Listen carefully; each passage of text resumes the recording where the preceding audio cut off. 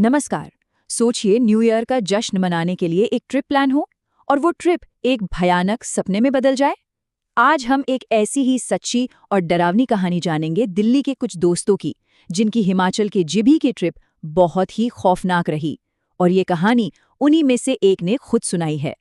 और देखिए, कहानी सुनाने वाले ने खुद ही ये बात कही है कि जब ये पूरी कहानी खत्म होगी ना, तो ये समझ आएगा कि पहाड़ों में घूमने जाते वक्त किन बातों का ख्याल रखना चाहिए। तो ये सिर्फ एक हॉरर स्टोरी नहीं है, ये एक तरह की चेतावनी भी है। तो चलिए कहानी को एकदम शुरुआत से शुरू करते हैं। बात शुरू होती है एक प्लान से। प्लान था न्यू ईयर पर हिमाचल प्रदेश की एक बहुत ही शांत और खूबसूरत जगह जिभी जाने का। तो इस ट्रिप पर जा रहे थे कुल 9 दोस्त, और ये सभी एक ही स्कूल में टीचर्स थे। ग्रुप में 3 कपल्स थे, दीक्षा और यूसुफ, रिद्धि और गौरव, और अंजू और ऋतिक।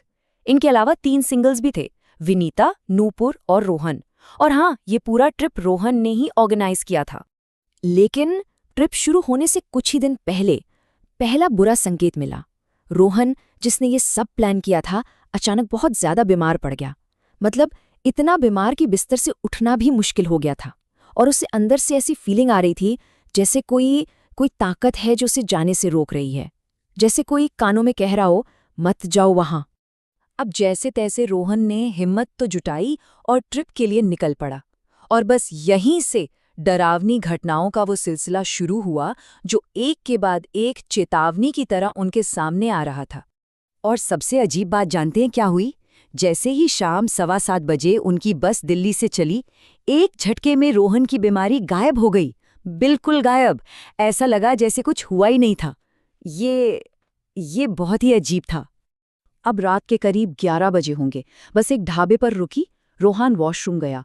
वॉशरूम एकदम खाली था, कोहरा भी था थोड़ा। तभी उसे महसूस हुआ कि उसके ठीक पीछे कोई खड़ा है। और फिर एक आवाज़, एक बिल्कुल अनजानी आवाज़ ने उसे साफ साफ चेतावनी दी, वहां मत जाओ, खतरनाक है। रोहन ने जैसे ही पलटकर देखा, वहां कोई भी नहीं था।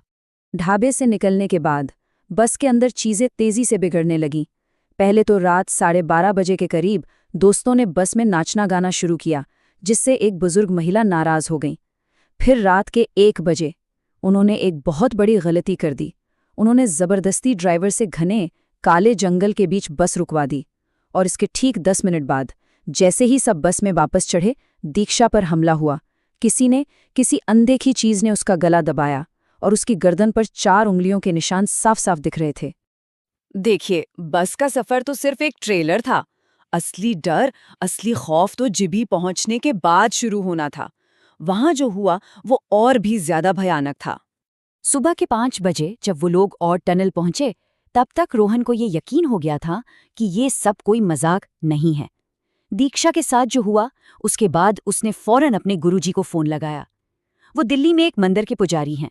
रोहन ने उन्हें बस में हुई एक अजीब घटना के बारे में सब बता दिया। और अब जो हुआ वो शायद इस कहानी का सबसे ज्यादा हैरान करने वाला हिस्सा है। दोस्तों ने अपनी आंखों से रोहन के हमशक्ल को देखा। उन्होंने देखा कि रोहन होटल से उनकी तरफ आया, बिना एक शब्द कहे उनके पास से भागा और सीधे एक खाई में कूद गया। सब सदमे में थे, लेकिन असली रोहन तो उस वक्त उस लकड़ी के घर के अंदर था। उसे तो कुछ पता ही नहीं था कि बाहर क्या हो रहा है। जब वो कोई 10-12 मिनट बाद नीचे आया, तो उसके दोस्त उसे जिंदा देखकर एकदम सन्न रह गए थे। उसी रात जब सब लोग बॉनफायर जलाकर बैठे थे, दीक्षा अचानक एक बहुत ही अजीब आवाज में बात करने लगी। उसने अपने बॉयफ्रेंड से कहा, तुम मुझसे प्यार नहीं करते, मैं मरने जा रही हूँ। और ये कहते कहते वो पास की एक नहर में कूदने की कोशिश करने लगी। रोहन ने बहुत मुश्किल से उसे पकड़कर बचाया। अगली रात ऐसा लगा जैसे उस शक्ति ने अपना निशाना बदल लिया हो। इस बार बारी थे रिद्धि की। वो अचानक बिना किसी बात के बहुत ज्यादा गुस्से में आ गई। रोहन ने झट से अपने गुरु का दिया हुआ एक लॉकेट निकाला और उसे रिद्धि से टच कराया, और बस वो फौरन शांत हो गई। और उसे कुछ याद भी नहीं था कि उसे इतना गुस्सा आया क्यों था। और फिर आई वो रात जब डर अपनी इंतहा पर पहुंच गया।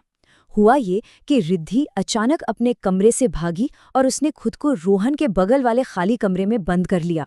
रोहन ने खिड़की में एक छोटी सी दरार से अंदर झांका, और जो उसने देखा वो रोंगटे खड़े कर देने वाला था। रिद्धि हवा में थी, कोई चीज उसे बालों से पकड़कर दीवार पर ऊपर की तरफ खींच रही थी, बिल्कुल ग्रेविटी के खिलाफ। रोहन ने घबराकर फौरन अपने गुरुजी को वीडियो कॉल किया। गुरुजी ने फोन पर ही मंत्र पढ़ना शुरू किया और कुछ ही सेकंड्स के अंदर रिद्धि जोर से नीचे गिरी। थोड़ी देर बाद जब उसने दरवाजा खोला तो उसे उस घटना के बारे में कुछ भी याद नहीं था।